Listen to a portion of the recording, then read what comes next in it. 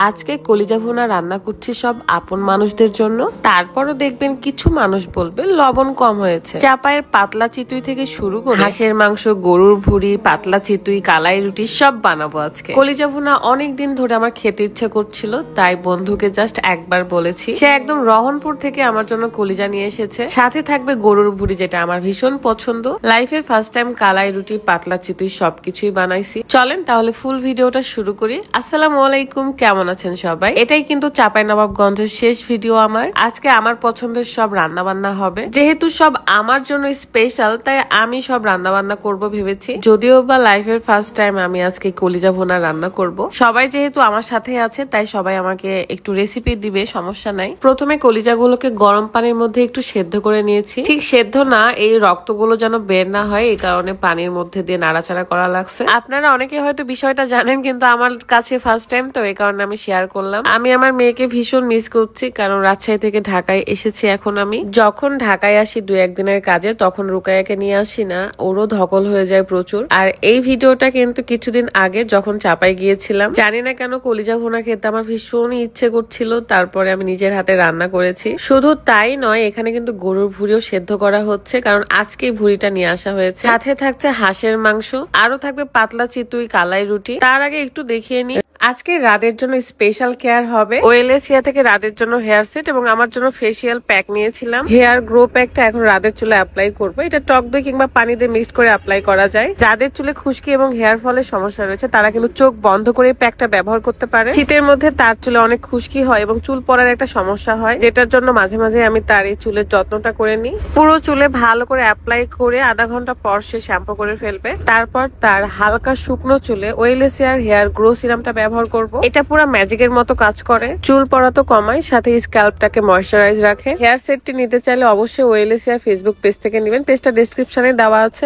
এখন আমি ব্যবহার করব ফেসিয়াল প্যাকটা। আমার যেহেতু অনেক বেশি দৌড়াদৌড়ি করতে হয়, এক জায়গা থেকে আরেক জায়গায় যেতে হয়, এই প্যাকটা যদি একবার করে ব্যবহার করি আমার স্কিনটা ভেতর থেকে ক্লিন হয়, সাথে স্কিনকে ব্রাইট রাখে। সো দেরি না করে হেয়ারের এবং স্কিনের প্রপার কেয়ার করার জন্য এখনই অর্ডার করুন। রান্না করতে করতে লবণ হয়েছে কিনা এটা চেকে নেওয়া আমার অভ্যাস। আমি অনেকবার লবণ চেক করি। আমার ফ্রেন্ডের বাড়িটা বেশ বড় সড়ো এবং গোটা বাড়িতে ঘোরাফেরা করতে আসলে ভালোই লাগে। যাই হোক, ভুড়ি পরিষ্কার করে সেদ্ধ করা শেষ। এখন এটাকে আমরা ছোট ছোট টুকরা করে আবারও রান্না বান্না করব। নর্মালি আমার এই গরুর ভুড়ির কাজগুলো করতে ভালোই লাগে। আমার তো মনে হয় যে ফ্যামিলিতে মেয়ে থাকে তারা কিন্তু মায়ের কাছ থেকে এই কাজগুলো কেড়ে নিয়ে কাজ করে।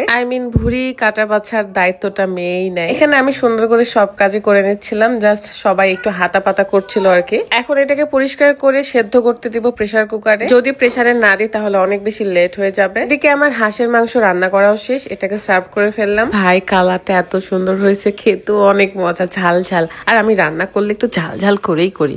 আমার কলিজা ভুনাও রান্না করা শেষ। ভাই রে ভাই, এই রান্না শেষ হতে হতে আমি যে কয়বার খাইছি, কয়টা কলিজা খাইছি তা বলার বাহিরে। এখন আমরা করব হচ্ছে কালাই রুটি এবং পাতলা চিতুই। এই কারণে বাহিরে চলে এসেছি। কালাই রুটি আমার জীবনে প্রথমবার আমি তৈরি করছি, হাত দিয়ে, তাও আবার কেন জানি প্রথমটা হয় নাই, ফুটা হয়ে গেছে। দেন আমি কিন্তু থেমে থাকিনি, আমি আবারও ট্রাই করতে লাগছি যে এটা কেন হচ্ছে না, কেন হবে না, আমি কেন পারবো না বলেন। তারপর প্রত্যেকটা রুটি আমি খুব সুন্দর করে করতে পেরেছি। এটাই আসলে জীবনেরও কিছু অংশের সাথে মিলে যায়, কারণ আমরা যখন হেরে যাই তখন যদি থেমে থাকে তাহলে কিন্তু সেই কাজে আর কখনোই পারবো না। তো থেমে না থেকে না কাজ করতেই থাকতে হবে, চেষ্টা করতে হবে, তাহলেই দেখবেন জীবন সুন্দর। যেমন এই পিঠা বানানোর পর আমার ভীষণ খুশি লাগছিল, আর আমি একাই পারছিলাম। আমার তো হাতে গরমও লাগে না, আমি হাত দিয়ে কিন্তু করছি। মানে রুটি সেদ্ধ করা যেটা ফুলানো সেটা কিন্তু হাত দিয়েই করেছি। তারপরে আসি এই পাতলা চিতুই। কখনোই ভাবতে পারিনি আমি এত সুন্দর করে এই পিঠাগুলো বানাতে পারবো। জাস্ট শুনে নিয়েছি একবার করে কিভাবে করতে হবে। আমি না সবাইকে অনেক মিস করছি, সবাইকে ছেড়ে আমি অনেক দূরে এখন। আলামিন, তৃষা, শম্পা আপু, তামান্না সবাইকে অনেক মিস করছি আমি। তবে এখানে যদি প্লাস্টিকের ডাবু না হয়ে এটা কাঠের ডাবু হইতো বা স্টিলের, তাহলে কিন্তু আরো ভালো হতো।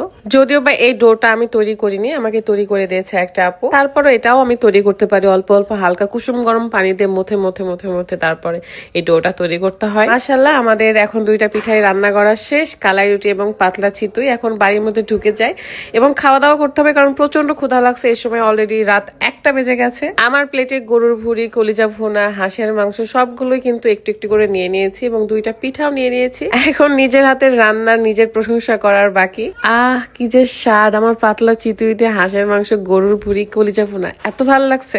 কালাই রুটির থেকে পাতলা চিতুই বেশি মজা লাগছে আমার কাছে। দেন ওইটুকু খাওয়ার পর একটু ভাত দিয়ে খেতে ইচ্ছা করলো, তাই ভাতও নিয়ে ফেললাম। আজকের মতো বিদায় নিচ্ছি। সবাই ভালো থাকবেন। আল্লাহ হাফেজ। আসসালামু আলাইকুম।